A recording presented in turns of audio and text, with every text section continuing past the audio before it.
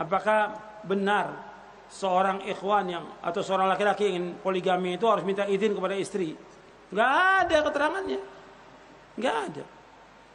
Dan nggak ada nas atau dalil yang menyebutkan seorang kalau mau poligami izin dulu sama istri. Nggak ada. Itu kan hak suami. Sama seperti talak juga hak suami. Nggak ada keterangan minta izin. Cuma dia ketika dia akan menikah, dia akan berpikir dulu maslahat atau mafsadah. Karena harus berpikir dia. Maslahat tidak buat dia, buat istrinya, buat anaknya, atau mafsadah.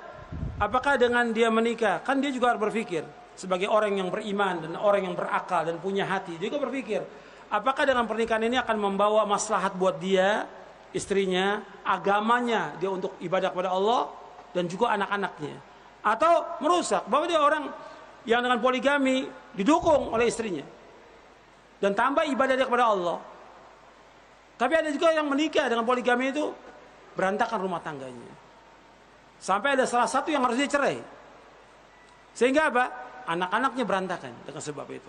Antum pikir maslahat atau tidak? Karena agama ini membawa maslahat, dan ketika Allah membolehkan maslahat, Allah membolehkan itu maslahat, tentunya antum termasuk orang yang maslahat atau tidak. Kan nggak semuanya orang bisa seperti itu, dan juga nggak semua istri bisa terima yang demikian. Tapi antum harus berusaha bagaimana berpikir lebih dahulu, istikharah.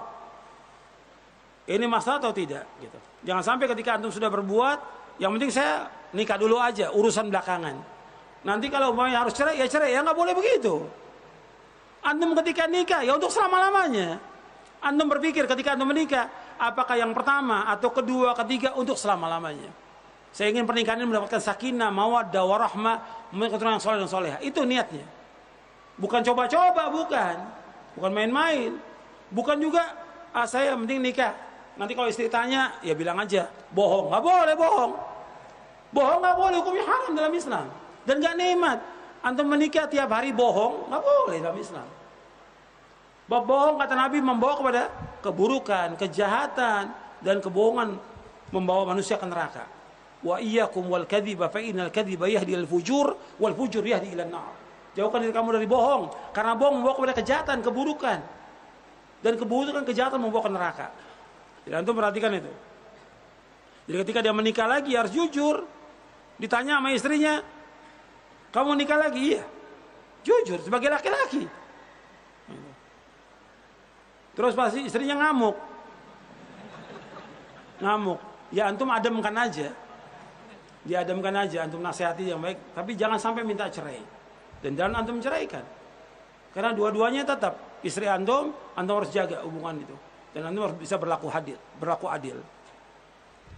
Saya jelaskan di akhir bab ini, buku ini, saya jelaskan tentang Islam menghormati wanita. Di antara penghormatan Islam kepada wanita, Allah membolehkan mereka untuk poligami. Itu penghormatan wanita. Karena bandingan laki-laki dengan wanita besar. 1:4, sekarang ini 1:7. Dan menjelang kiamat 1:50, laki-laki 1, perempuannya 50. Kalau seorang laki-laki 1, yang lainnya siapa yang nikahin nanti? Makanya syariat membolehkan 4. Dibolehkan itu. Yang dibolehkan 4 aja masih tersisa itu. Ya, wanita tanpa suami.